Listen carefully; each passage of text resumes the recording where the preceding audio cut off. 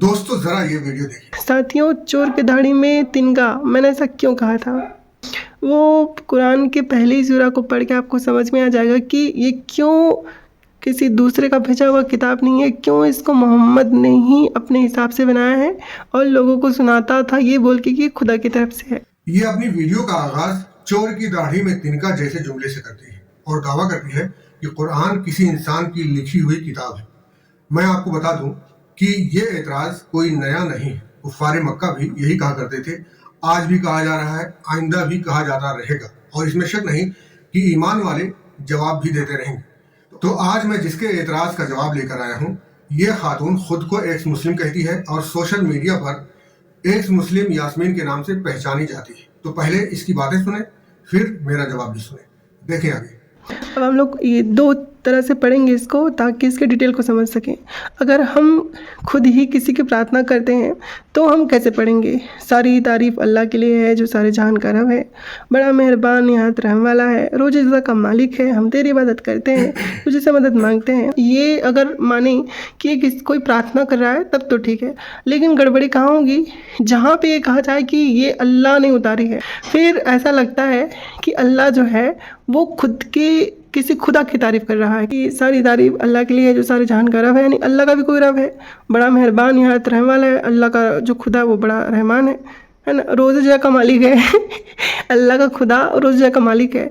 हम तेरी इबादत करते हैं, अल्लाह उसकी इबादत करता है। इसमें कहीं भी ऐसे शब्द नहीं मिलते जिससे ये पता चले कि कोई बड़ा इंसान किसी या कोई खुदा अपने रसूल को बोल रहा है कि कह दो या कहो, है ना। कहीं पे ऐसे अल्फाज नहीं है। तो इससे ये साबित होता है कि ये जो आयत है उसको एक इंसान ने घड़ी है और ये बहुत बड़ा मिस्टेक है।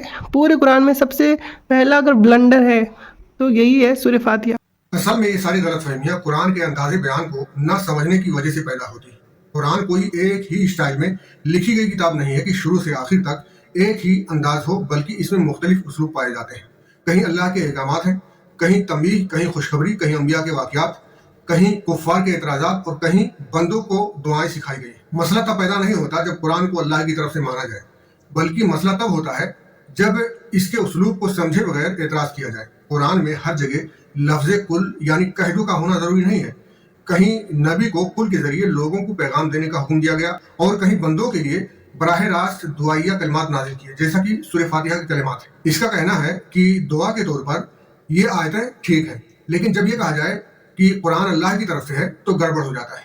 इसकी सोच के मुताबिक अगर ये किताब अल्लाह की तरफ से होती तो आयत अल्हम्दुलिल्लाह रब्बिल आलमीन के बजाय कुलिल हम्दुली अना रब्बुल आलमीन होना चाहिए था, यानी कह दो तमाम तारीफें मेरे लिए हैं, मैं सारे जहान कर रहा हूँ। लेकिन सोचें अगर वाकई ये आयत इस तरह होती तो नतीजा क्या निकलता। इसे गहराई से समझें। जब हम नमाज में सूरह फातिहा पढ़ते हैं तो कहते हैं तमाम तारीफें अल्लाह के लिए हैं जो तमाम जहानों का रब है, यानी हम इस तरह अल्लाह की हम्दुसना करते हैं और उसको रब मानने का इकरार करते हैं। लेकिन अगर ये आयत इस तरह होती, कह दो तमाम तारीफें मेरे लिए हैं, मैं सारे जहान का रब हूँ, तो हम अल्लाह की तारीफ करने के बजाय नौज़ुबिल्लाह अल्लाह को हुक्म दे रहे होते कि वो हमारी तारीफ करे और हमको रब माने। अब बताएं असल खराबी कहाँ है, कुरान में या इसके दिमाग में? इसी तरह जब हम इहदिना सिरातल मुस्तकीम कहते हैं तो हम अल्लाह से दुआ करते हैं कि हमें सीधा रास्ता दिखा। लेकिन इसके मुताबिक अगर ये आयत इस तरह होती कुल इहदिनी सिरातल मुस्तकीम, यानी कह दो मुझे सीधा रास्ता दिखा, तो मतलब ये बनता कि हम अपनी हिदायत के लिए दुआ नहीं करते, बल्कि हम नमाज में अल्लाह को ये कह रहे होते कि वो अपने लिए हिदायत की दुआ करे, जो सरासर गलत होता। आपको ये जानकर ताजुब होगा कि अल्लाह ने इन शुबहात का जवाब भी कुरान में दे दिया। सूरह बकरा आयत नंबर 185 में फरमाया वले तुकब्बिरुल्लाह अला मा हदाकुम, यानी तुम अल्लाह की हम्दो सना और बड़ाई बुजुर्गी इस तरह बयान करो जैसा कि उसने हिदायत किया है, जैसा बताया है।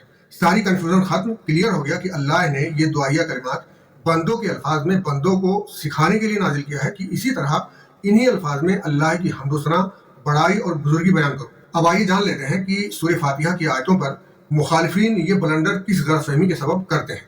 इनकी गलतफहमी शुरू होती है कलामुल्लाह के जुमले से। ये लोग समझते हैं कलामुल्लाह का मतलब है अल्लाह बोल रहा है।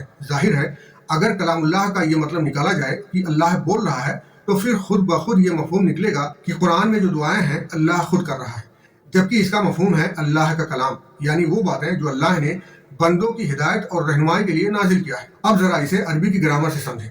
कलामुल्लाह दरअसल मुजाफ मुजाफिले की तरकीब है और मुजाफ मुजाफिले हमेशा इस्म प्लस इस्म यानी नाउन प्लस नाउन होता है। اس میں کسی کام کا ہونا نہیں پایا جاتا کیونکہ یہ جملہ اسمیہ ہوتا ہے، جملہ فعلیہ نہیں ہوتا۔ اس میں ایک ناؤن کی دوسرے ناؤن سے نسبت بتائی جاتی ہے۔ اگر واقعی یہ کہنا ہو کہ اللہ بول رہا ہے تو اس کا جملہ فعلیہ بنے گا یتکلم اللہ، جبکہ قرآن کلام اللہ ہے اور کلام اللہ میں اللہ اور کلام دونوں ہی ناؤن ہیں، تو اس کا یہ مطلب نکالنا کہ اللہ بول رہا ہے اچھا بات نہیں ہے۔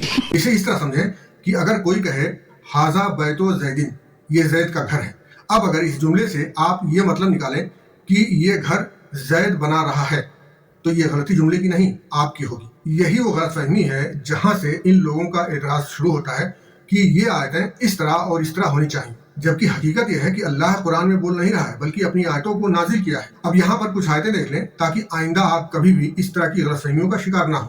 سورہ بقرہ آیت نمبر 2 میں کہا ھدی للمتقین، یہ کتاب پرہیزگاروں کے لیے ہدایت ہے، رہنمائی ہے۔ پھر سورہ بقرہ آیت نمبر 185 میں فرمایا ھدی للناس، یہ قرآن تمام انسانوں کے لیے ہدایت ہے، رہنمائی ہے۔ اسی طرح سورہ آل عمران آیت نمبر 138 میں کہا ھذا بیان للناس وھدی وموعظۃ للمتقین، یعنی یہ لوگوں کے لیے واضح بیان ہے اور ہدایت ہے اور نصیحت ہے ان لوگوں کے لیے جو پرہیزگار ہیں۔ پھر سورہ یونس آیت نمبر 57 میں کہا یا ایھا الناس قد جاءتکم موعظۃ من ربکم وشفاء لما فی الصدور وھدی ورحمۃ للمؤمنین، یعنی اے لوگو تمہارے لیے تمہارے رب کی طرف سے نصیحت آ گئی، دلوں میں چھپے روگ، پاکھنڈ اور اندھ وشواس کے لیے شفا ہے یعنی دوا ہے، اور ایمان والوں کے لیے رہنمائی اور رحمت ہے۔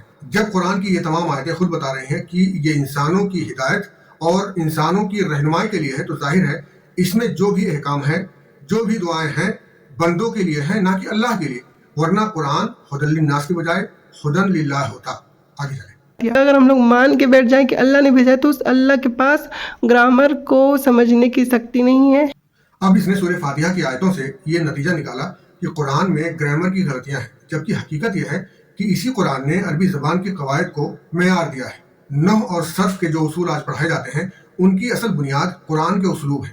سب سے اہم بات، اگر واقعی قرآن میں گرامر کی غلطی ہوتی تو اس دور کے عرب سب سے پہلے اسی بنیاد پر قرآن کو رد کرتے، مگر انہوں نے ایسا نہیں کیا کیونکہ کفار عرب گرچہ قرآن کے پیغام کے مخالف تھے مگر وہ قرآن کی فصاحت کے قائل بھی تھے، لہذا یہ کہنا کہ قرآن میں گرامر کی غلطیاں ہیں یہ نہ علمی طور پر درست ہے، نہ تاریخی طور پر اور نہ عقلی طور پر صحیح ہے۔ خلاصہ یہ کہ جس تنکے کی بات اس نے کیا وہ دراصل اس کے اپنے ذہن کی پیداوار ہے نہ کہ قرآن کی۔ جب کوئی شخص قرآن کے مقصد اور اسلوب کو سمجھے بغیر قرآن پر اعتراض کرتا ہے تو دراصل وہ قرآن پر اعتراض نہیں کرتا بلکہ اپنی لا علمی سے، اپنی جہالت سے پردہ اٹھاتا ہے۔